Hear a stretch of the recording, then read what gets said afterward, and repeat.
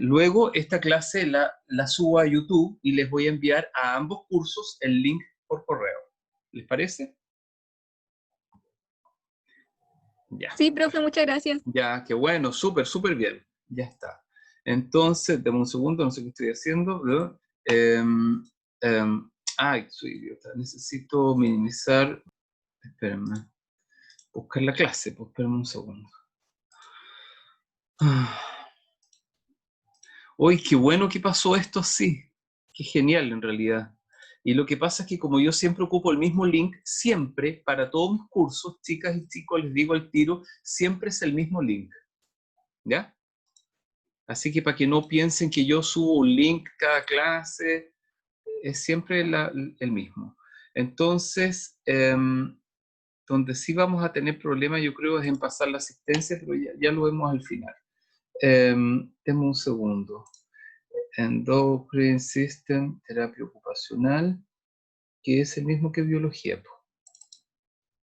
Claro. Voy a poner, se llama terapia ocupacional, pero el mismo de biología, así es que... Entonces, ahí, espérenme, no sé qué estoy haciendo. Compartir pantalla.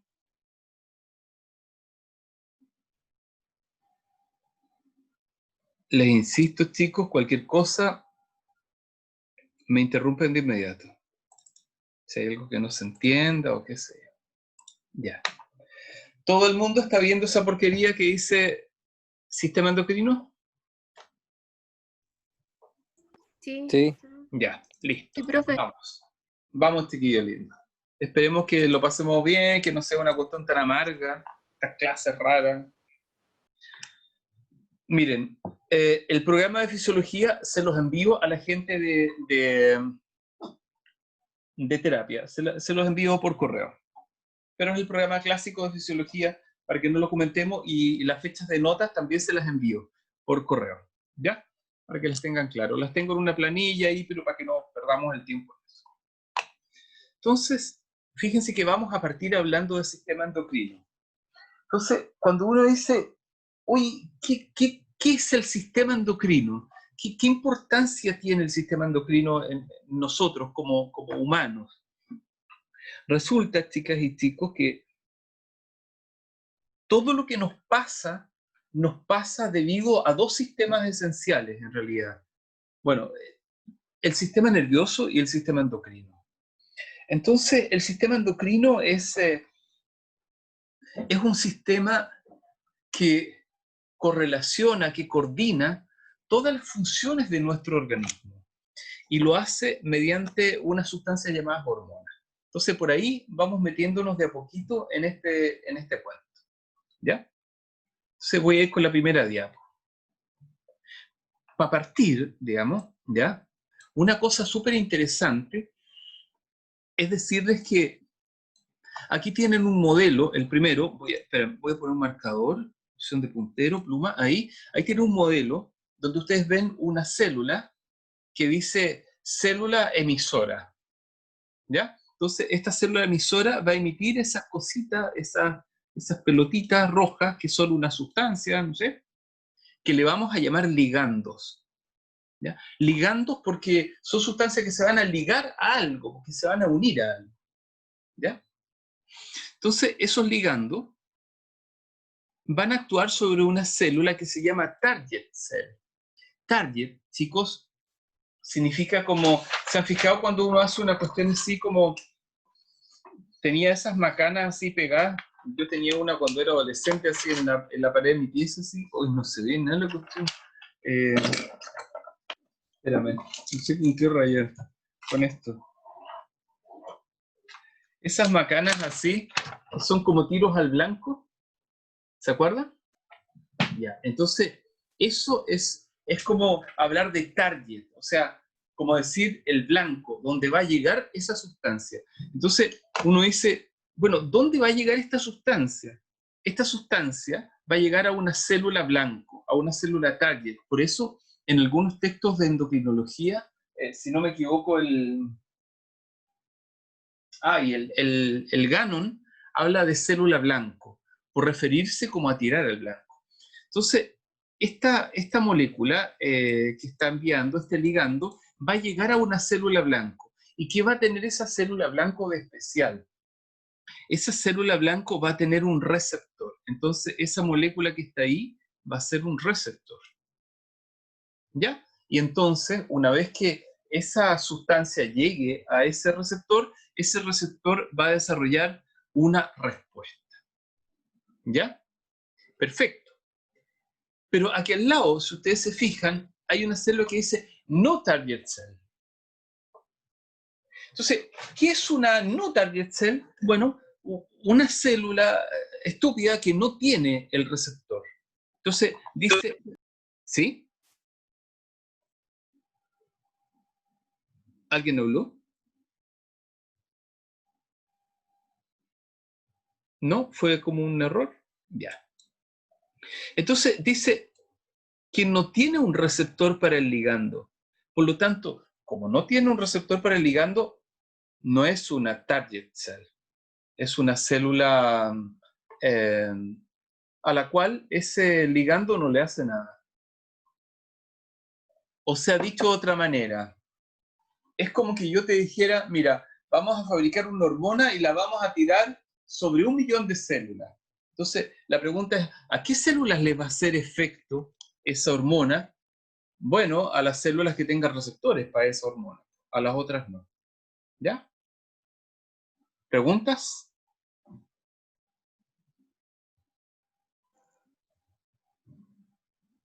Profe, yo tengo una pregunta.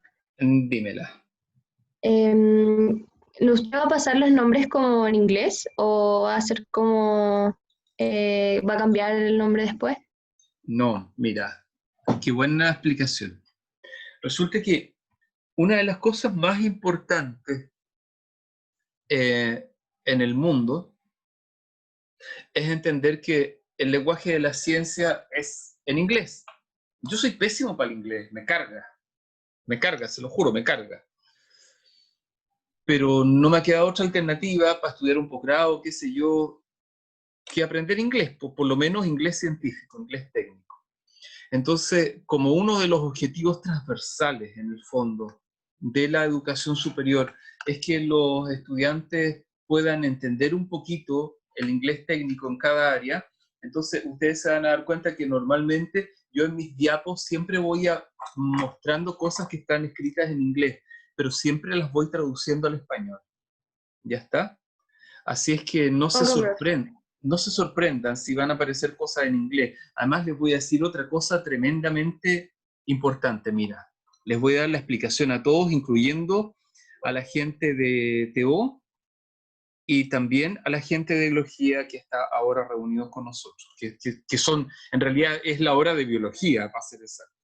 Miren, dejé de compartir pantalla porque voy a compartir una pantalla. Espérame, dejar de compartir. Voy a compartir una pantalla de Google. ¿Ya? Ahí estoy. Entonces, mira, imagínense que estoy en Google. Entonces, yo voy a poner aquí factor neurotrófico derivado del cerebro. ¿Ya? Entonces, ¿cuáles son las siglas? Factor neurotrófico derivado del cerebro. ¿Ya? Listo. Entonces voy a aplicar. Enter. ¿Y qué aparece? Apareció un pequeño acápite que dice factor neurotrófico derivado del cerebro de Wiki. ¿Ya? Después aparece el FDC relacionado con disminución de musculatura, debe ser el mismo factor. Después aparece otra macana. Después otra cuestión distinta. Otra distinta, otra distinta, otra distinta, etcétera, etcétera, etcétera. O sea, nada aparece con factor neurotrófico derivado del cerebro. ¿Por qué razón? Porque cometí el gran error de poner la sigla en español. Porque el inglés no se habla en español. Entonces, mira, voy a poner la sigla en inglés. BDNF. ¿Ya? Y mira lo que aparece. O sea, todos los malditos artículos son sobre factor neurotrófico derivado del cerebro. incluso los que están en español. ¿Se fijan por qué es importante mantener cierto lenguaje inglés en ciencias? ¿Me entienden? No es, chicas y chicos, que yo me las quiera dar de nada, ni de que, oye, el profesor pone sus diapos en inglés porque se cree bacán, o porque... No, por Dios, por el contrario, me carga el inglés. Pero es la única forma de obtener información seria. Entonces, si ustedes se fijan en mis diapos y se van a ir dando cuenta, yo no coloco esquemas normalmente, bueno, de repente uno se me cuela por ahí de algo que no encontré la referencia, no coloco esquemas que no tengan referencia científica. Y aquí les digo a todos, a los biólogos y a las TO, que es súper importante que los profesores no nos apropiemos de los esquemas, porque los esquemas no son de nosotros. Uno agarra un esquema, lo pega en su diapo y lo explica. ¿Y ese esquema quién lo hizo? Un autor. ¿Y por qué no mencionamos al autor? Eso es una falta de ética, desde mi perspectiva. ¿Ya está? Aclarado ese punto, continuemos con la clase. Ya está. Pero se entiende la idea que quiero decirles, ¿verdad? Sí, profe, gracias. Ya. Es súper importante siempre explicar. Mira, a mí me encanta que mis estudiantes entiendan por qué estoy haciendo las cosas. ¿Ya? No que crean que es simplemente, pucha, como un antojo del profe, un gusto que se da al profe. ¿Ya? Voy a la siguiente. Entonces, aquí tenemos, por ejemplo, en otro esquema, ¿ya? Un ligando, perdonen, esperen, ay, me fui al cuerno, esperen. Dame un segundo, pantalla, opción de puntero en pluma.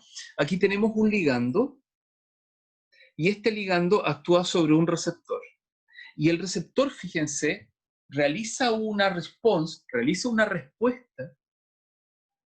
Pero, ¿qué significan estas flechitas que están aquí? Estas flechitas significan que ese receptor que recibe el ligando tiene que desarrollar una maquinaria metabólica para poder producir una respuesta. ¿Ya está? Entonces dice aquí que la señal se transporta a nivel de relés.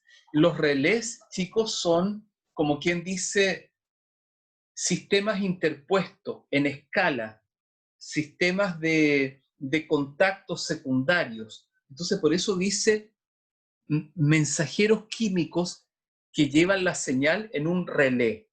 ¿Ya? Relay, relé. El relé es entonces una especie de escalera de reacciones químicas que ocurren dentro de la célula. Cuando la hormona se liga a un receptor externo, por ejemplo, como es en este caso. Porque en este caso, este receptor, si ustedes se fijan, que tiene forma como de copita, ¿sí?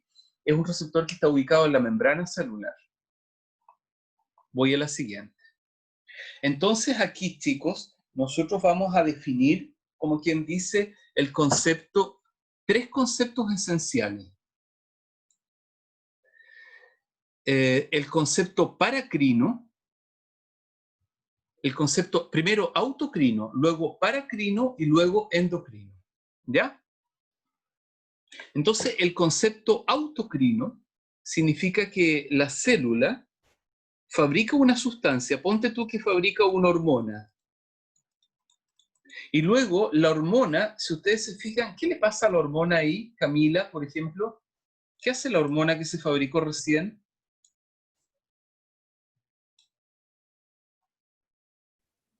Es liberada al medio extracelular. Claro, actúa sobre qué célula.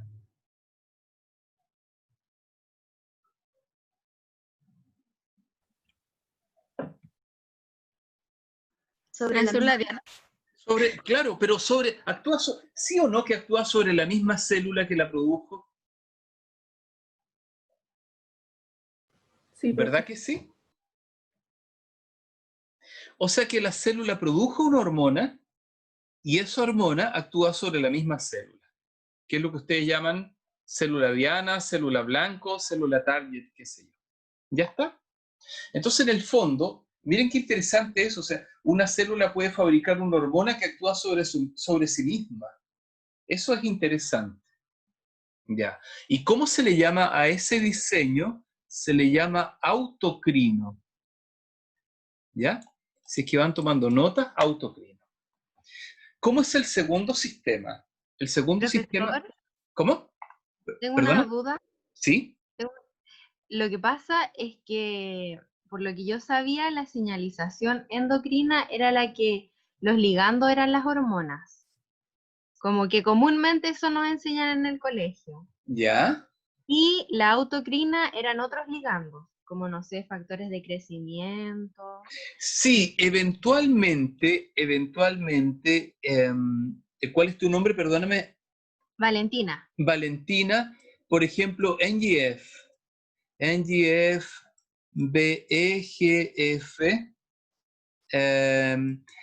TGF beta, por ejemplo, Ujú. TNF alfa, por ejemplo, claro, son moléculas ligando. Entonces, aquí, estas moléculas ligando son en su mayoría factores neurotróficos, pero de Claro. todas formas se mantiene desde una perspectiva el patrón del concepto autocrino. ¿En qué sentido? En el sentido de que la célula produce una sustancia que es capturada desde el punto de vista de la señalización por la misma célula que la produce.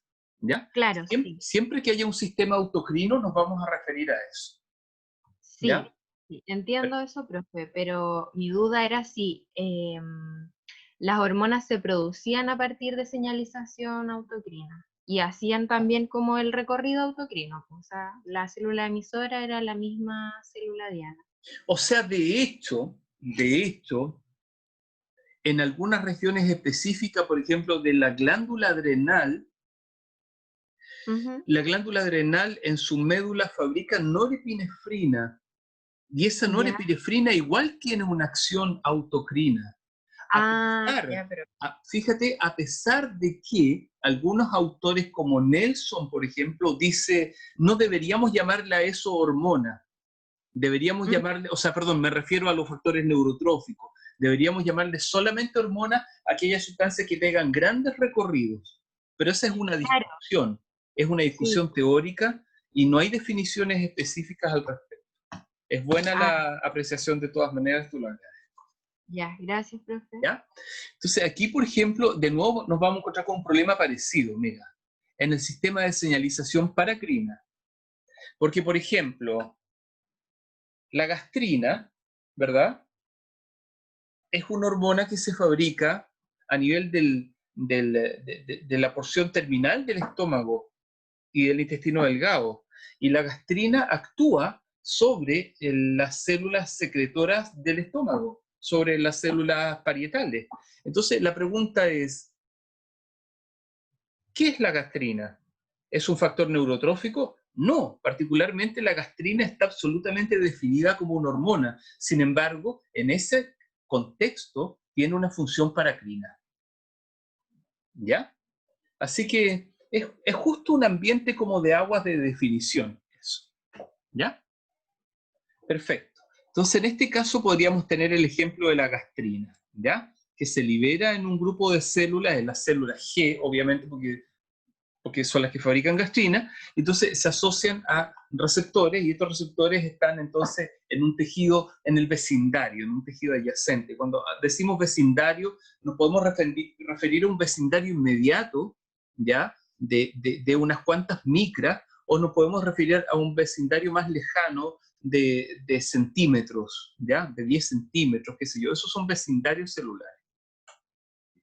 Y luego tenemos finalmente la definición del sistema endocrino, fundamentalmente.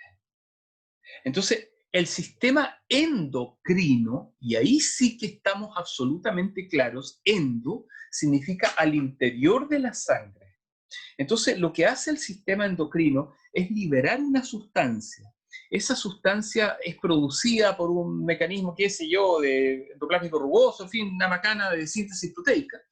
Y entonces esta sustancia ingresa al plasma sanguíneo y es transportada largas distancias. Por ejemplo, un ejemplo clásico.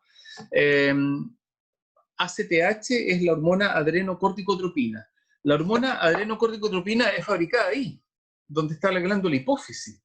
Entonces, imagínate que desde la glándula hipófisis, esa glándula endocrina tiene que llegar hasta la corteza de la glándula adrenal y ahí ligarse a unas células receptoras de la corteza para poder producir cortisol.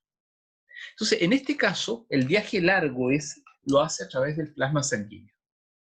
¿Ya? Y ahí queda absolutamente definido el concepto de endocrino. Entonces, tenemos básicamente 3 sistemas de transporte de sustancias en las células. El sistema autocrino, donde la célula libera una sustancia y se liga sobre sí misma. El sistema paracrino, donde la célula fabrica una sustancia y la dispersa hacia el vecindario. Y el sistema endocrino, donde la célula fabrica una sustancia, la célula glandular, y esa viaja a largas distancias hasta llegar a una célula receptora o target. ¿Ya? ¿Hay alguna pregunta ahí? Si en la señalización endocrina, la célula emisora siempre son glándulas, o puede ser, porque eso también lo que nos enseñan en el colegio. A ver, explícame, no sé para dónde va. Que las glándulas son las que producen las hormonas, ¿cierto? Claro. En la señalización endocrina.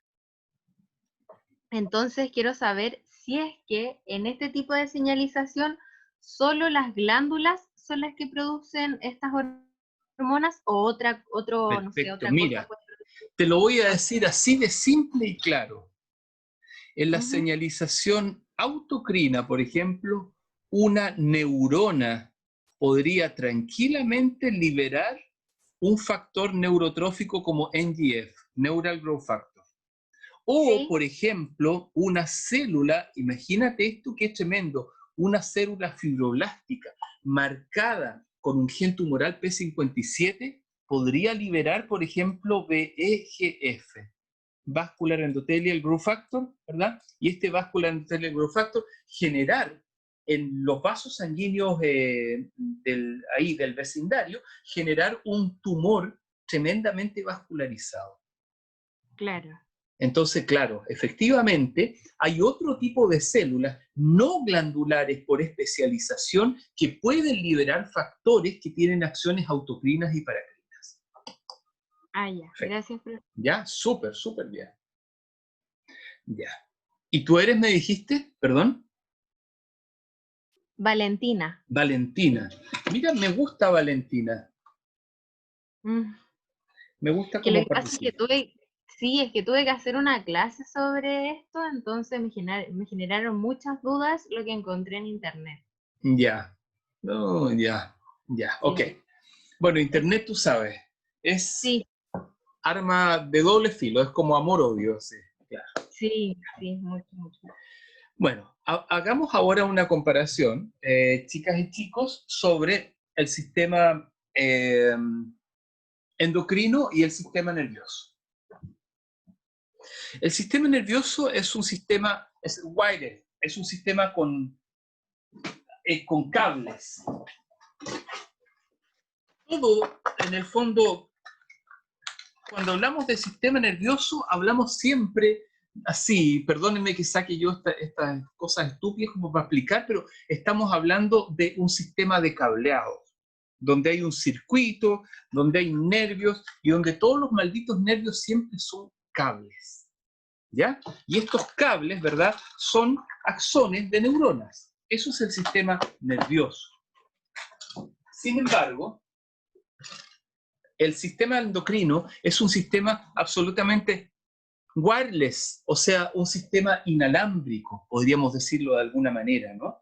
¿Y por qué inalámbrico? Porque si resulta que tu ovario fabrica, no sé, estradiol, ya fabrica el estradiol, bien, bien bonito, sale a la sangre y va circulando, y el estradiol llega entonces a la piel de tu cara, y entonces evita que te salga esta porquería que nos sale a nosotros, que son estos pelos horribles en la cara.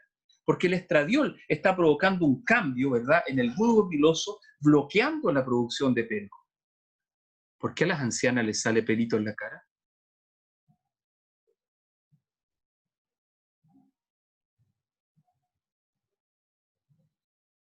Terapeutas ocupacionales y biólogos, ¿por qué? ¿Por la menopausia? Exactamente, exactamente. Porque entre los 47 y los 50 años, ¿verdad?, las mujeres disminuyen dramáticamente la producción de estrógenos, ¿verdad? Y entonces se empiezan a producir, se produce dihidropiandrosterona, más potentemente en la glándula adrenal, pero a la vez, ¿verdad?, se empiezan a producir otras moléculas como testosterona por falta de algunas aromatasas en el ovario. Y entonces eso empieza a generar cambios faciales masculinizantes, al igual que para nosotros, ¿verdad? Los viejos empezamos a tener cara de señora, ¿sí o no? Claro, quedamos con cara de señora por la misma razón, porque nuestros testículos dejan de producir niveles importantes de testosterona y empiezan entonces a producir un efecto feminizante, particularmente a partir también de la dihidropiandrosterona, que es como una prohormona en el fondo. Ya. Ok, súper bien. Entonces, chicas y chicos, y eso nos lleva consecutivamente también a un dramático proceso de neurodegeneración, porque sabrán ustedes que los estrógenos, estradiol y progesterona, y por otra parte, testosterona y otras, metiltestosterona y otras moléculas intermedias en el proceso, son elementos neuroprotectores en el sistema nervioso central para cada sexo. Entonces, cuando empiezan a disminuir, también se nos empieza a caer el sistema. Ya. Bueno. Segundo, en la comparación entre sistema nervioso y sistema endocrino, chicas y chicos, ambos tienen señales químicas que actúan sobre una célula blanco o sobre una célula diana, como ustedes dijeron, o target. Ambos. O sea que en ese sentido se parecen. Listo. Segundo punto. Tercer punto de comparación. El sistema nervioso es un sistema en general rápido, ¿verdad? Si, no sé, ponte tú, estás cosiendo un amigurumi, así, le estás pegando un botón, y te pinchas un dedo, maldición, al tiro saca la mano, tienes un reflejo, es rápido. Pero, por ejemplo, si resulta que pasaste mucho frío durante 10 días que estuviste en Puerto Natales por un congreso, ponte tú, y pasaste mucho frío, resulta que recién, como entre el día 5 y el día 6, el eje tiroideo va a empezar a producir más T3 y T4. Cuando te vuelvas a Santiago, vas a estar como con más calor, porque todavía el eje tiroideo va a estar produciendo T3 y T4. Entonces, la respuesta endocrina es siempre una respuesta más lenta. Pero a la vez, importante esto, así como el sistema nervioso es rápido, también es de duración breve. En cambio, el sistema endocrino, así como es más lento, también es de larga estada. O sea, la respuesta endocrina puede durar varias semanas en tu organismo. ¿Ya está? ¿Vamos bien hasta ahí? ¿Hay alguna pregunta?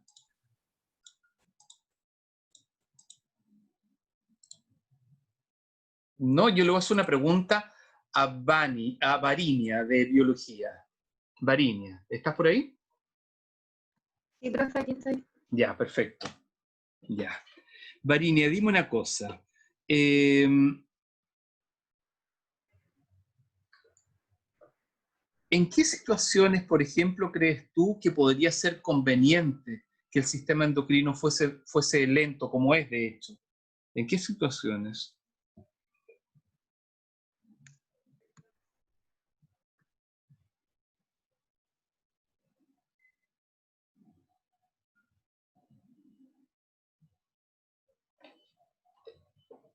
Profe, no sé. ¿No se te ocurre alguna respuesta? ¿No? No. Por ejemplo, Varinia, ¿Algo del sistema de estrés? ¿Cómo? ¿Con el sistema de estrés tendrá relación? Como el sistema de estrés, bueno, de hecho podría ser un ejemplo. Por ejemplo, imagínate tú que, estoy pensando lo siguiente, imagínate que voy por el desierto con una camioneta y quedo en pana y voy solo. Olvídate, el desierto así a campo pelado es súper peligroso. Entonces, no sé, se echó a perder algo en el motor, no tengo cómo repararlo, no tengo señal, no tengo celular, no sé, inventemos que pasó una cuestión crítica.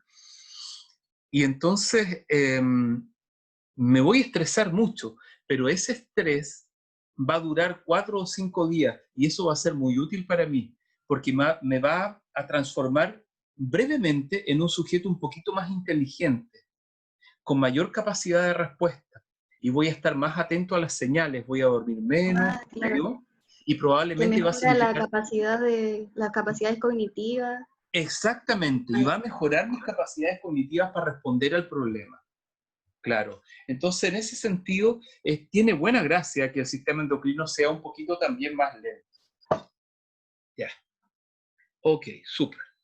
Ya, chicas y chicos, continuamos. Entonces, fíjense, otra cosa que podría decir yo es que las hormonas ejercen efectos en muy bajas concentraciones. Ahora hablando directamente de hormonas, en muy bajas concentraciones. Fíjense que los niveles de hormonas están en el orden, oye, pero me muero, en el orden de los 10 a la menos 9.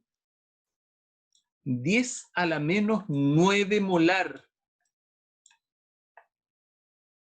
O a veces picomolares, o sea, 10 a la menos 12. ¿Se imaginan los números chicos que son esos?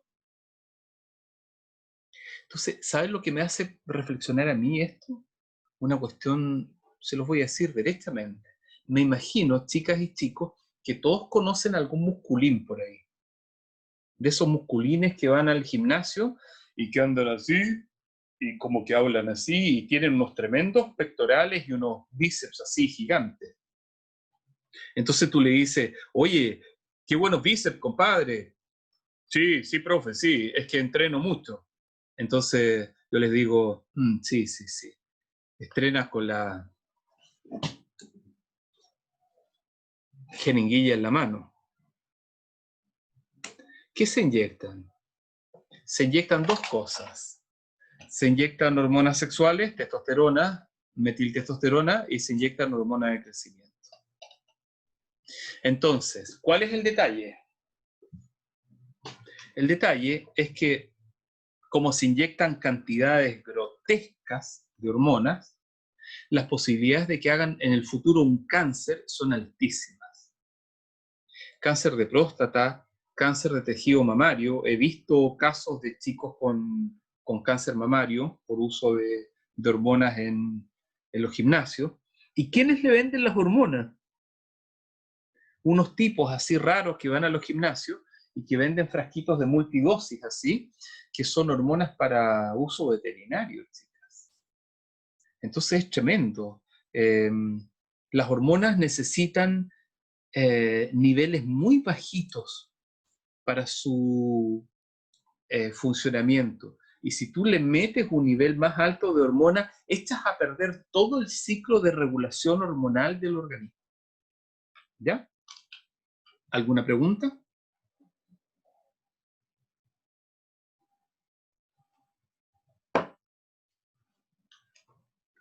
Ya, continúa. Las hormonas, estudiantes, se podría decir que se categorizan en tres grandes grupos. Se habla de péptidos, de aminas y de esteroides. ¿Ya? Péptidos, aminas y esteroides. Entonces, veamos de qué se trata cada una. Los péptidos son moléculas, ¿verdad?, derivadas de cadenas de aminoácidos, obviamente. Las aminas son moléculas derivadas de aminoácidos.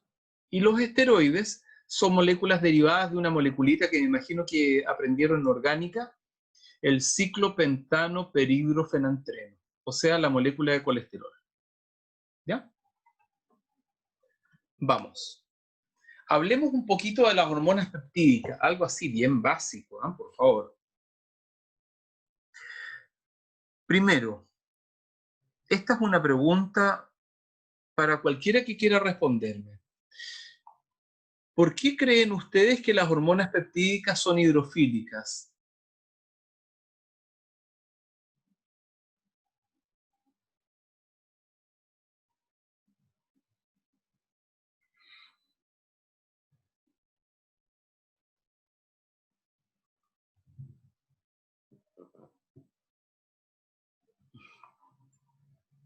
Ya, me agobian sus respuestas.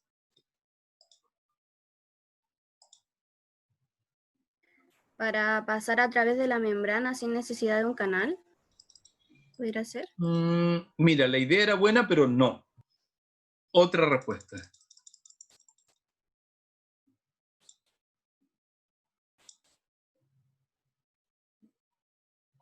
Felipe Aguirre, ¿estás por ahí?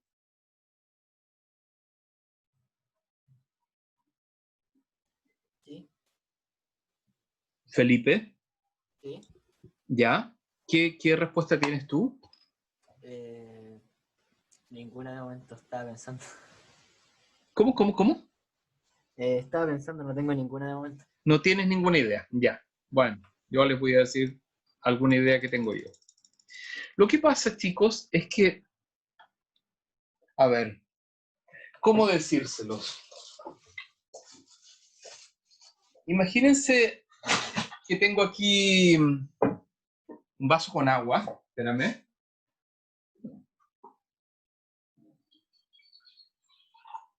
¿Ya? Aquí tengo un vaso con agua, mira.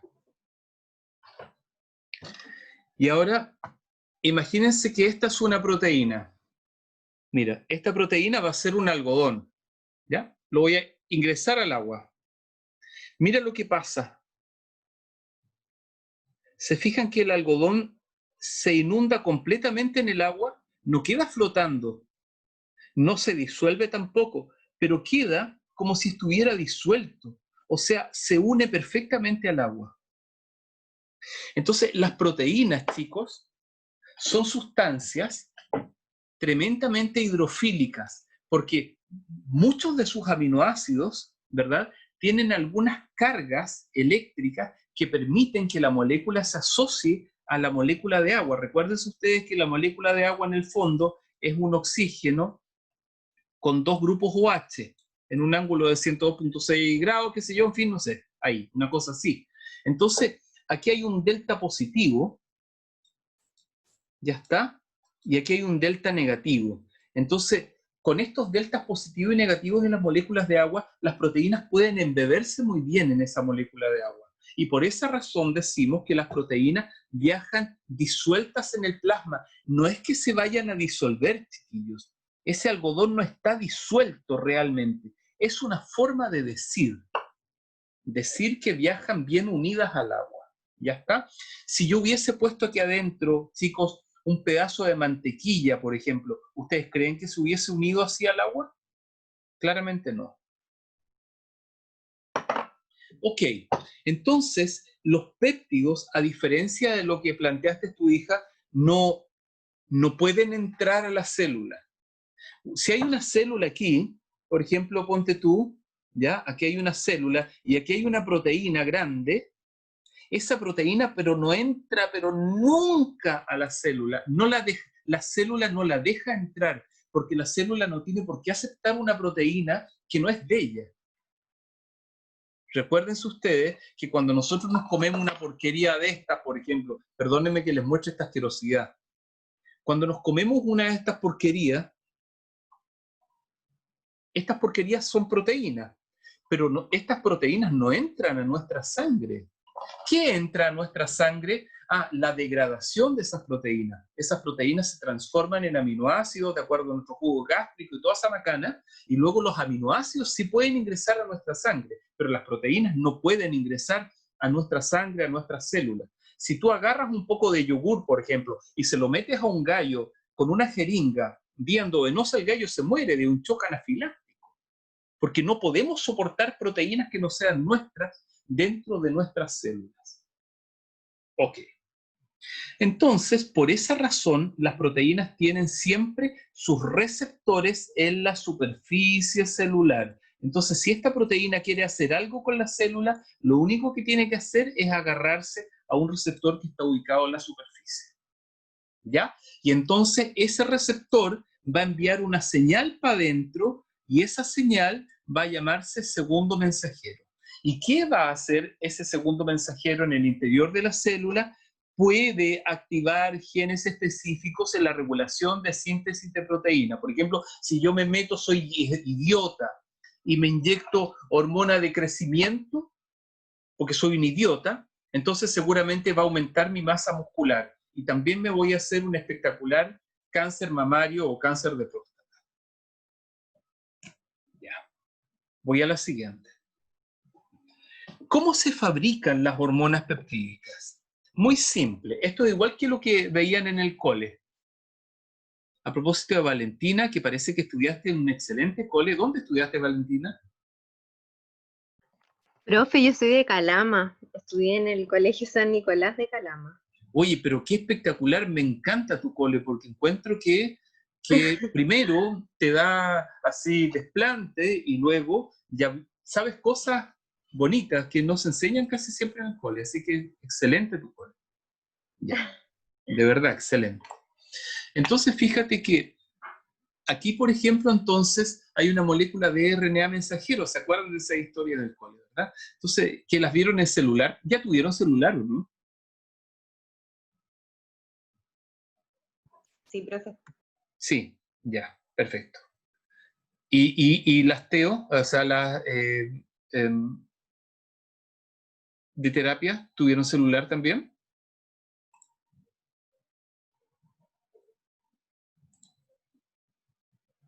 ¿Valentina? Profe, yo soy de biología. Ay, tú eres de biología, Valentina, que soy Sí. idiota. Perdona, perdona. Giovanna, ¿tuvieron celular?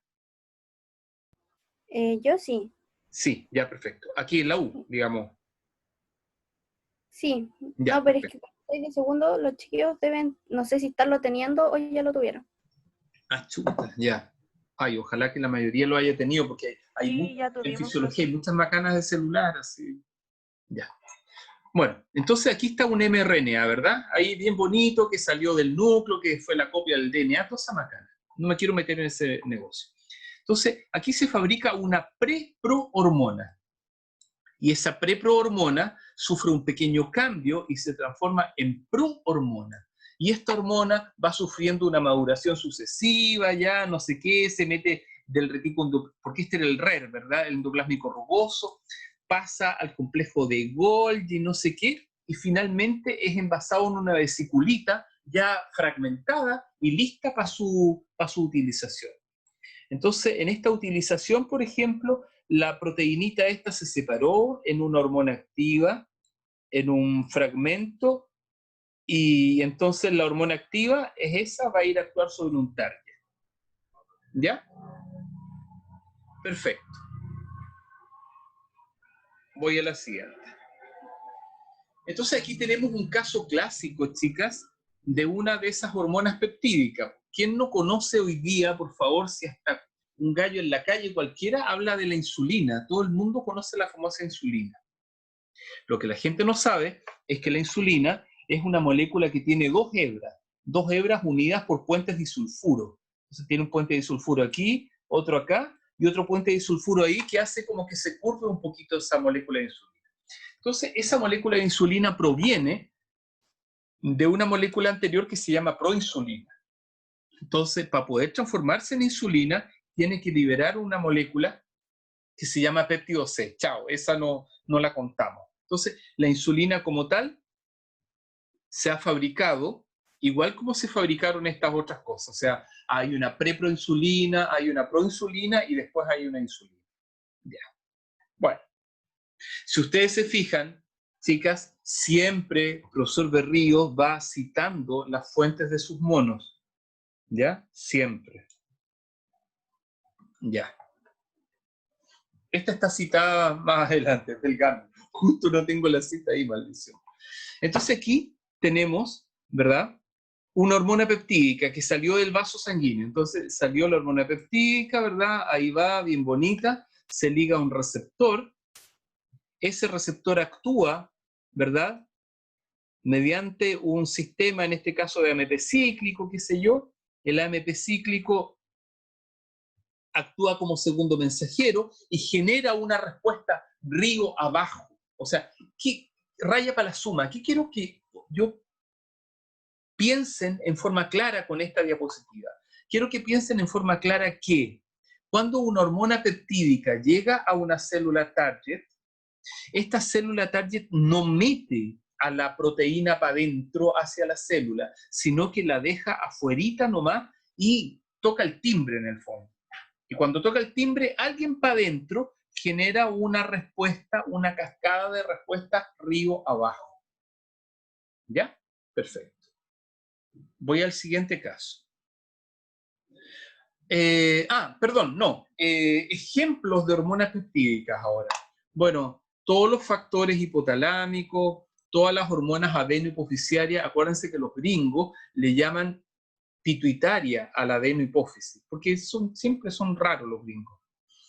Las hormonas pancreáticas, ¿verdad? Insulina, glucagón y somatostatina son proteínas. La hormona paratiroidea, no así las hormonas tiroideas, solamente la paratiroidea. Las hormonas gastrointestinales, CCK, gastrina, qué sé yo. La hormona renal, ¿verdad? Renina particularmente. Las moléculas hepáticas y el NAS, el péptido natriurético atrial. Ya está. En el hígado, por ejemplo, insulin-like growth factor 1, ¿verdad? Insulin-like IGF-1. Insulin-like growth factor 1, ¿ya? Que se obtiene a partir de cuando el hígado recibe growth hormone, hormona de crecimiento. Y el HART, ya dijimos, NA, péptido natriurético atrial. Y el riñón, que dijimos, renina. Ya, ok, voy a la siguiente. Ya esa ya estaba vista, la insulina, chao. Esa también, chao. Aminas. Las aminas son hormonas, chicas, derivadas de aminoácidos. Y dentro de estas hormonas derivadas de aminoácidos, ya está, tenemos un grupo tremendamente importante, que son las hormonas tiroideas, ¿verdad? Es decir, T3 y T4. Las catecolaminas, chicas, es decir, dopamina,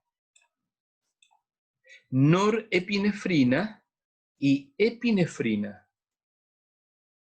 ¿Ya? Y ahora, ¿saben qué es lo más encachado de toda esta cuestión? Que todas estas hormonas tienen una única vía sintética. Y todas estas malditas hormonas derivan del aminoácido tirosina. Eso yo lo encuentro tan espectacular. ¿Cómo es posible que la naturaleza sea tan, no sé, tan redundante a veces? Tirosina sirve para hacer toda esta macana.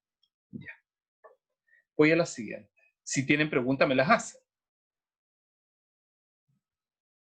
Entonces aquí tenemos, chicas, la síntesis de las hormonas tiroideas.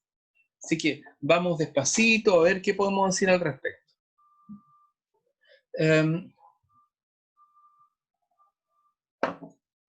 Las hormonas tiroideas, se me fue la onda. Ah, ya. Voy a sacar esta cuestión para abajo porque me tapa un poquito ahí, ahí sí. Entonces, lo que nosotros tenemos, chicas, lo que nosotros ingerimos en la dieta es esta macana, tirosina. ¿Y dónde hay tirosina? Bueno, hay tirosina en las proteínas de esta porquería que la gente llama yogur. Yo no sé qué será esto en realidad, pero dice que es yogur. Hay tirosina en el pan, en las harinas, hay tirosina en las frutas, en los fideos, qué sé yo, en un montón de macana, en la carne. Ya sea cadáver de peces, cadáver de vaca u otros cadáveres, digamos, todas las carnes siempre tienen tirosina. Entonces la tirosina es un aminoácido, ¿verdad? Que se libera después de la digestión de la porquería que comemos. Entonces, esta tirosina tiene dos posibilidades. Una, o se va a la glándula tiroides y ahí fabrica T3 y T4, o, por el contrario,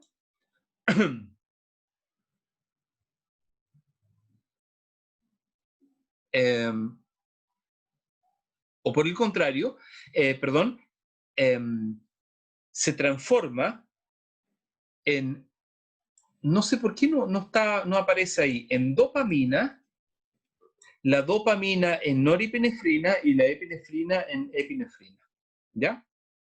La tirosina hidroxilasa genera la transformación de tirosina en L-dopa y la L-dopa por la dopa de carboxilasa en dopamina, ¿ya? Ok. Entonces, como ustedes ven, ese conjunto de moléculas derivadas de aminoácidos derivan todas de tirosina. Entonces, raya para la suma, un grupo forma las hormonas tiroides, T3 y T4, y el otro grupo las catecolaminas, o sea, dopamina, norepinefrina y epinefrina. A mí me gusta mucho más, estudiantes, decirle norepinefrina en vez de noradrenalina y epinefrina en vez de adrenalina. ¿Ya? Vamos con las moléculas esteroidales. Las moléculas esteroidales son unos pedazos de moléculas preciosos, gigantes, bonitos. Todas se derivan de la molécula del colesterol. Eso es súper interesante, ¿ya? El colesterol es una sustancia esencial para la síntesis de estas hormonas. Todas las hormonas esteroidales son lipofílicas, es decir, no se mezclan con el agua. Y a diferencia, estudiantes, de las hormonas proteicas, estas hormonas sí tienen sus receptores en el citoplasma. ¿Ya está? Sí tienen sus receptores en el citoplasma. Perfecto. Luego, estas hormonas, como siempre, pueden activar genes específicos para iniciar una síntesis proteica. O sea, de hecho lo hacen. ¿Eh? Activan genes específicos continuamente. Entonces, un poco lo que decíamos, por ejemplo, el cortisol actúa modificando receptores de glucocorticoides, no sé qué. El estrógeno actúa evitando que te salga pelo en la barbilla. La testosterona actúa produciendo que te salga pelo en la barbilla. Qué sé yo, etcétera, etcétera, etcétera. ¿Ya? Dentro de las glándulas que fabrican clásicamente esteroides, bueno, la corteza adrenal, las gónadas, la placenta. Aquí, chicas y chicos, esta diapositiva me encanta, la agregué hace poquito. Más adelante por ahí está la referencia de esta bibliografía. La agregué hace poquito porque muestra, como quien dice, la familiaridad entre todas las hormonas derivadas del colesterol. Entonces, aquí el autor puso el colesterol. ¿Se fijan ustedes? Que tiene los ciclos, qué sé yo, y la cadenita esta típica del colesterol. Con un dimetil ahí y un hidrógeno. Después, ¿verdad? Se sintetiza la dehidroepiandrosterona y así una serie de moléculas intermedias que dan origen a testosterona, a estradiol, a estronas, que la familia del estradiol, a progesterona, a corticosterona, a cortisol, porque les quiero decir que en la especie humana se fabrican esas dos hormonas indistintamente, cortisol y corticosterona, solo que en el eje del estrés más o menos el 96% es cortisol y más o menos el 4 o el 2% es corticosterona. Y por supuesto se fabrica una hormona preciosa, chicas y chicos, que produce mucho dolor de cabeza en los adultos mayores, que se llama aldosterona, que es la hormona que retiene el sodio en el plasma sanguíneo y que produce hipertensión. ¿Ya está? Entonces, si ustedes se fijan, todas esas hormonas están familiarizadas entre sí y todas provienen de la molécula denominada colesterol. ¿Sí? ¿Vamos bien hasta ahí? ¿Hay preguntas? Profe, hay una en el chat, creo. Mentira, una chiquilla. Pobrecita. ¿Qué está haciendo ahí? A ver.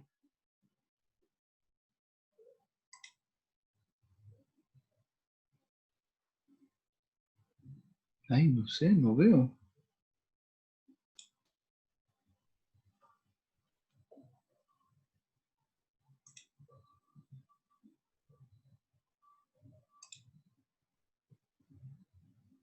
No la veo. Profe, dice, al ser lipofílicas, las hace ser hidrofóbicas, ¿verdad? Al ser lipofílicas, las hace ser hidrofóbicas. Claro, claro, exactamente. Claro, porque son dos cuestiones contrarias, po. Lipofílica es que ama la grasa. Entonces, si amas la grasa, no quieres nada con el agua, claro. Entonces, por esa razón, esta historia de las vitaminas, siempre se cuenta la historia de las vitaminas. Por ejemplo, si vas a tomar vitamina C, ¿con qué conviene tomarla? Ponte tú, a ver, estoy inventando, no sé, con asado o con agua. Si es vitamina C, la vitamina C es hidrofílica, conviene tomarla con agua. Pero si es vitamina B, la vitamina B es la vitamina E, por ejemplo, que es un clásico, es lipofílica y conviene tomarla con grasa.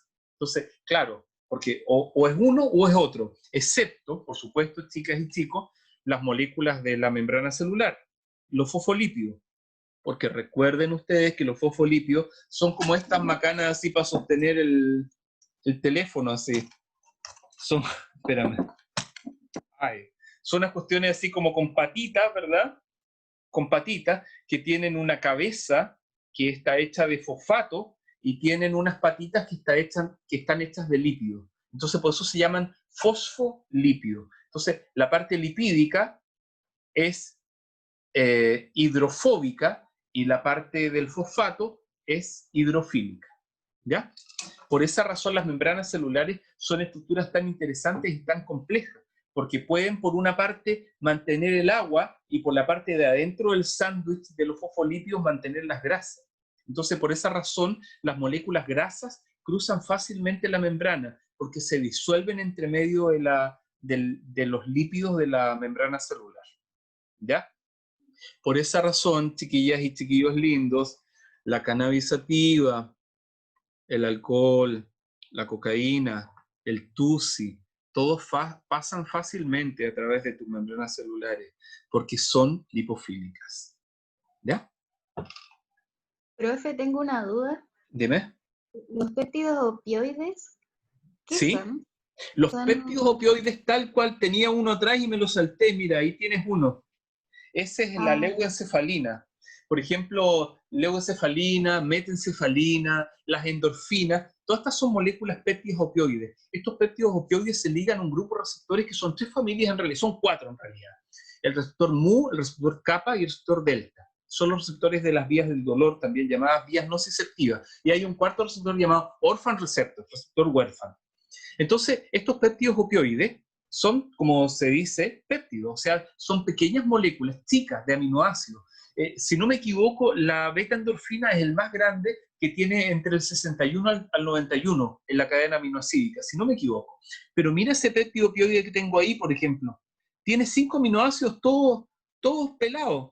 Tirosina, glicina, fenilalanina, leucina. Y por eso se llama leuencefalina. ¿Ya? Profe, Porque entonces comienza con leu. los péptidos opioides inhiben a las catecolaminas. No, nada que ver. ¿Es la función anestésica, profe? Los péptidos opioides, chicas, se ligan a los receptores mu, kappa y delta en las vías del dolor. Entonces, tú puedes tener dos formas de bloquear el dolor, ponte tú, no sé. A ver, estoy pensando.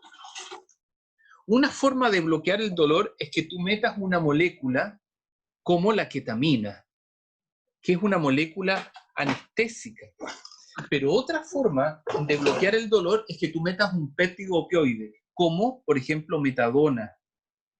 Entonces, los péptidos opioides lo que hacen en el fondo es ligarse a estos receptores de las vías del dolor, ya evitando que las vías del dolor transmitan desde la periferia hacia el tálamo y desde el tálamo hacia la corteza somatosensorial. ¿Ya? Así que no confundir anestesia con péptidos opioides. Por ejemplo, un fulano, no sé, llega herido, se acaba de amputar una pierna en un accidente de tránsito, está todo quebrado, y viene pero así chillando de dolor que no va más. ¿Qué se le hace en la primera instancia, en tanto sube a la ambulancia? Se le mete una dosis de morfina. No le podéis meter anestesia, porque le mete anestesia y capaz que el gallo le da un paro cardiorrespiratorio. Entonces, le metes una dosis de morfina para estabilizar el dolor y luego se verá qué hay que hacer con él. ¿Ya?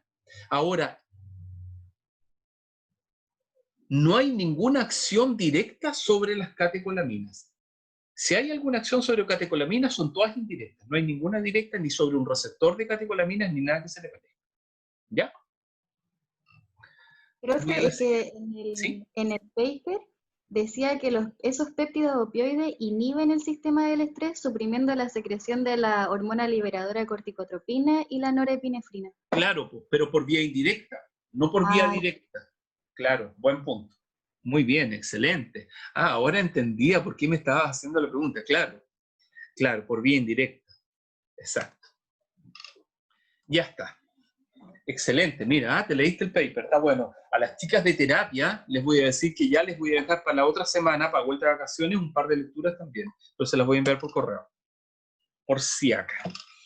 Ya, chiquillos lindos, sigamos, aprovechemos el tiempo. ¿Cuánto tiempo llevamos de clase? Espérame. 1 hora. 1 hora, ya. Dame un segundo, voy a poner mi cronómetro. Yo creo que voy a hacer una media hora más de clase y ahí quedamos.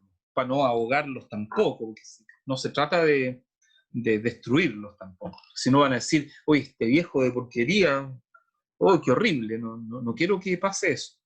¿Ya?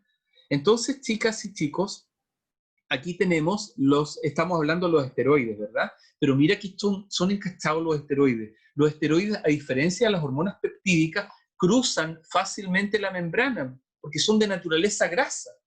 Entonces, cruzan la membrana, y ¿qué hacen? Más encima estos patúos se meten a través de esta estructura. ¿La gente de TO conoce esa estructura?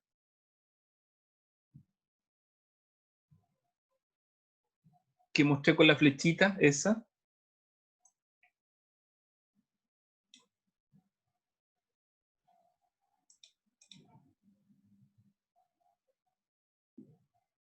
Sofía Cuevas, ¿conoces esa estructura, sí o no?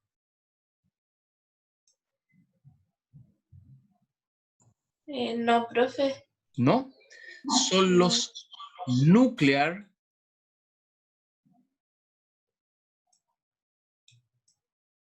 core,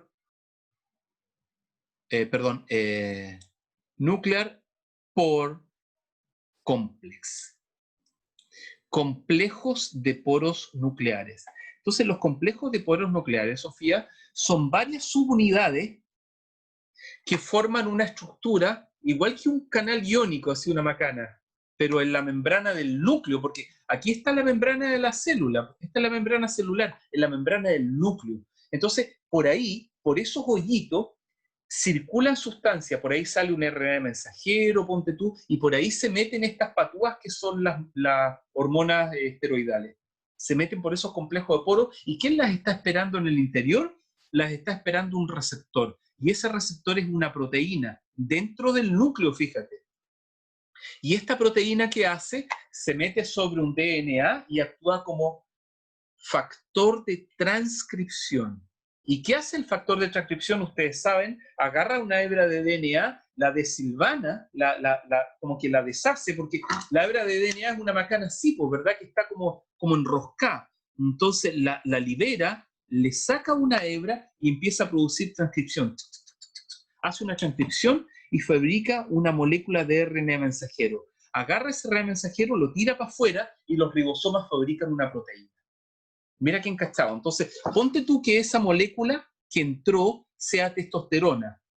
Entonces, ponte tú que yo soy un tipo, yo mismo, y me inyecto, entonces hago la estupidez y me inyecto testosterona. Entonces, en 4 semanas más, voy a estar así. Chicas y chicos, y me van a ver ustedes con la piel un poco más estirada, y a lo mejor me van a ver un poco más pelado. Oye, ¿qué le pasó al profe? Se metió testosterona. ¿Y qué hizo la testosterona? Bueno, todavía agravó más la voz, mejoró su masa muscular, ahora el viejo está sentado como así, se parece como al CEO de WOM, así un viejo, por la acción de la testosterona. Entonces, testosterona estimuló la síntesis de proteínas. ¿De qué proteínas? En este caso particularmente de actina y miosina, las proteínas musculares. Entonces, siempre que ustedes vean un viejo así, muy parado, que ya está viejo, ponte tú un gallo de 80 años, muy parado y muy musculosín, tú dices, este viejo se mete testosterona y se mete hormona de crecimiento. Porque no hay ninguna otra explicación para eso. ¿Ya?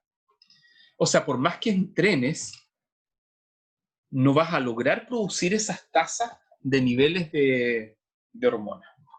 Ya, y ahí, nada, esta cuestión quedó así como añeja, mostrando la molécula de colesterol, ¿verdad? Y mostrando, mira, la diferencia entre un estrógeno y la testosterona. Me impresiona la diferencia, mira. Aquí el hidrógeno, ¿ya? Y aquí que le falta un metilo, mira. Le falta ese metilo. Esa es la gran diferencia entre estrógeno y progesterona, siendo dos hormonas tan distintas entre sí. Qué increíble, ¿eh? Ya. Y aquí vamos a entrar, chicas, corte. Mira, no he puesto la referencia y voy a ser bien franco con ustedes porque no estoy seguro si es del Atlas de Yokochi. ¿Ya? Entonces, este mono es súper importante porque está mostrando un corte sagital, ¿verdad? Un corte sagital en sistema nervioso central. ¿Y qué está mostrando? Cosas así generales que me importan poco hoy día, pero está mostrando ahí, por ejemplo, el cuerpo calloso, ¿verdad? Aquí está mostrando el fornix, esto del cerebelo, este es el árbol de sustancia blanca del cerebelo, esto del cuarto ventrículo, ¿verdad? Esto es la protuberancia, eso del bulbo raquídeo. Ahí está el foramen magnum, ¿verdad? Qué sé yo. Esta es la cisura calcarina, qué sé yo. Ese es el cuneus de la corteza occipital. En fin, este es ay, maldición. La os meningia, se denomina eso, con H, os meningia, ¿verdad? Ese es el seno frontal, no sé qué, ese es el seno esfenoidal, pero mira qué interesante lo que hay aquí. Ahí está el quiasma óptico, y aquí hay una cosita así como triangular, y ahí debajo una guatita redonda que está encerrada en un borde que se sostiene así. Entonces, ese borde que se sostiene es una macana más o menos así. Y delgadito, porque esta es una cavidad, el seno esfenoidal. Entonces, ¿qué es ese borde que se sostiene en forma de U? Es la sela túrcida, o también denominada silla turca. ¿Y qué hay sobre la silla turca? Bueno, si esta es la maldita silla turca, eso que vemos ahí, entonces sobre la silla turca, ¿verdad? Está ubicada una glándula que tiene el porte de un poroto y que se denomina glándula hipófisis. Y la glándula hipófisis se divide, chicos, en tres grandes pedazos. Una hipófisis anterior o adenohipófisis, una hipófisis posterior que siempre se dibuja así, o neurohipófisis, y una hipófisis intermedia. ¿Ya está? Adenohipófisis, hipófisis intermedia, neurohipófisis. Y la neurohipófisis siempre se dibuja de arriba porque la neurohipófisis es en el fondo el descenso de un tejido nervioso denominado infundíbulo. ¿Ya? Perfecto. Esa es la tienda del cerebelo, qué sé yo, ese es el seno venoso, ¿verdad? Con las meninges, bla, bla, bla, bla. El resto no me interesa. Esas son las conchas, ¿ya? En fin. Ahí es donde se mete el palito ese para la muestra de COVID, ahí. Y se supone que se rasca ahí. La gente idiota cree que el palo se mete para arriba, en realidad se mete ahí, derecho. Y se rasca esa región. Ya, voy a la siguiente. Entonces, hablemos un poquito de esta cosa que es el hipotálamo. Denme, por favor, 30 segundos. Reanudar grabación. Ok, entonces, estén atentos, chicos, porque al final, en tanto terminemos, paso a la asistencia, ¿no? Entonces, fíjense, tenemos el hipotálamo. Entonces, voy a hablar un poquito del hipotálamo en forma bien general. Voy a irme un mono primero y luego, si quieren leer, leemos esa porquería. Mira, aquí está el hipotálamo. Se fijan que el hipotálamo tiene una forma como media, no sé si triangular, pero así un poquito como triangular. Eso es el quiasma óptico, y aquí adentro, entonces, aquí está el tallo. Esa es la adenohipófisis, y la parte de atrás es la neurohipófisis. Entonces, ahora, en una ampliación de esa macana, vemos aquí el quiasma óptico, que es eso que está cortado como justo en la mitad, así sagital. Aquí vemos la adeno. Se fijan que los gringos siempre le dicen pituitaria, la cuestión pituitaria anterior, adenohipófisis, ¿verdad? Y la neurohipófisis. Y ahí como tímidamente se ve un pedacito como de la hipófisis intermedia. Lo que pasa es que hay una discusión en los anatomistas de que si la hipófisis intermedia existe realmente o no. Por ejemplo, si tomamos algún libro como el Afifi, por ejemplo, el de neuroanatomía, por ejemplo, este gallo dice que existe como tal. Pero si tomamos otros textos, algunos textos de anatomía contemporáneos dicen que no, que en realidad es un tejido que está absorbido dentro de la porción adenohipofisial. Ya, bueno. Entonces, fíjense, ¿cuál es la idea del hipotálamo, chicas y chicos? La idea del hipotálamo es que el hipotálamo tiene 4 porciones de núcleos. Estos de aquí, esos de ahí, esas macanas de ahí y las del final. ¿Y cómo se ordenan?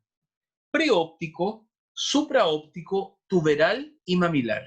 Repito, preóptico, supraóptico, tuberal y mamilar. 4 familias. Entonces, entre esas 4 familias hacen 12 núcleos hipotalámicos. Entonces, estos se llaman preópticos porque están más o menos delante del quiasma óptico. Estos supraópticos están justo sobre el quiasma. Estos tuberales porque están cerca de la región del túber, a eso se le llama túber, y esos mamilares porque están sobre los cuerpos mamilares. ¿Ya está? Perfecto. Entonces, si alguien tuviera que decir, oye, profe, ¿cuál es la función del hipotálamo? El hipotálamo es como una interfase, chicos, entre el sistema nervioso central y la glándula hipófisis. Entonces, las cosas que le pasan al sistema nervioso central, el sistema nervioso central las envía como señales al hipotálamo y le dice al hipotálamo, oye, compadre, empieza a fabricar factores de liberación para que la glándula hipófisis empiece a producir hormonas. ¿Ya está? Entonces, la glándula hipófisis, ¿qué hormonas produce? Depende. Depende de si es la adenohipófisis o si es la neurohipófisis, o si es la hipófisis intermedia, ya la vamos a poner igual. Si es la adenohipófisis, produce LH, FSH, GH, ACTH, PRL, no confundir con PLR, por favor, y dopamina. Eso produce la adenohipófisis. ¿Qué produce la neurohipófisis? La neurohipófisis produce oxitocina, y produce otra hormona que se llama ADP, que es lo mismo, estudiantes, que escribir ADH. ¿Ya? Que es lo mismo que decir arginina vasopresina u hormona antidiurética. Y la intermedia produce una hormona rara que se llama MSH, hormona melanocito estimulante, y una molécula rarita de la cual hay muy pocas publicaciones que se llama beta-LPH, beta-lipotropina. ¿Ya? Y esa es toda la tontera que produce la hipófisis. La adenohipófisis, la intermedia y la neurohipófisis. Yo creo que con esa clase de hoy día, chicos, es más que suficiente por hoy. ¿Tienen preguntas?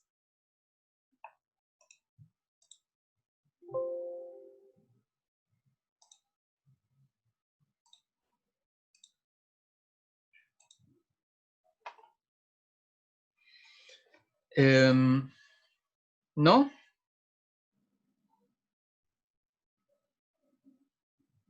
¿Están viendo esta pantalla, chicos, de la planilla de Excel? No, profe, seguimos en el Power. Ah, ya. Entonces, dame un segundo. Al tiro la comparto. Espérame.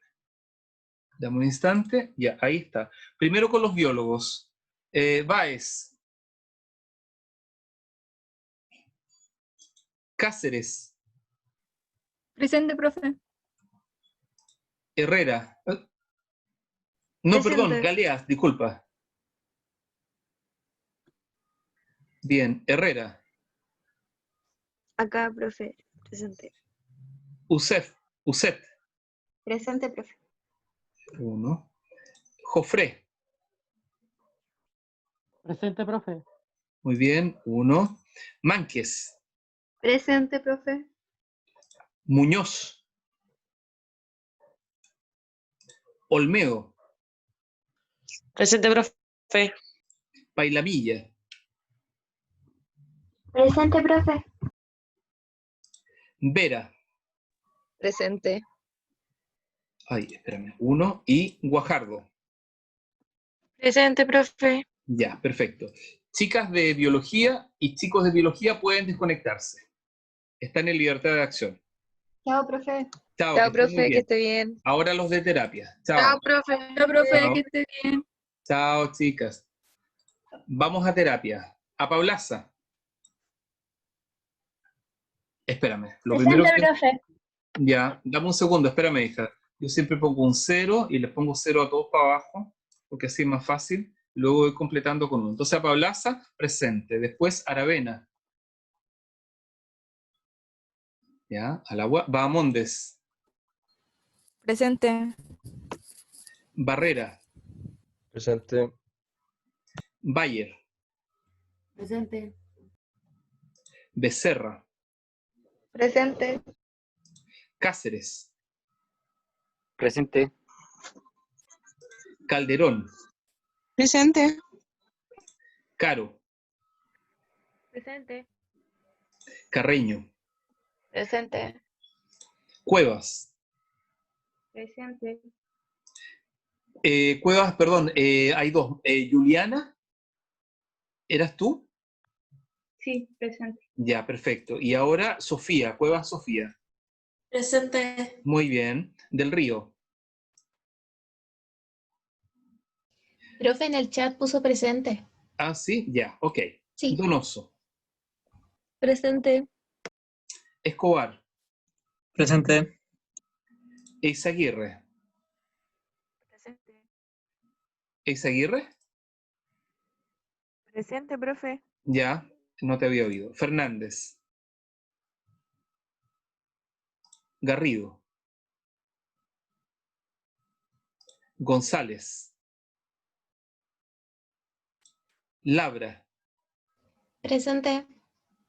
López Piera. Presente. López. Ay, no sé cómo se lee tu nombre, hija. Juanja. Guanja, muy bien. Muy bien, Guanja, excelente. López Emilia.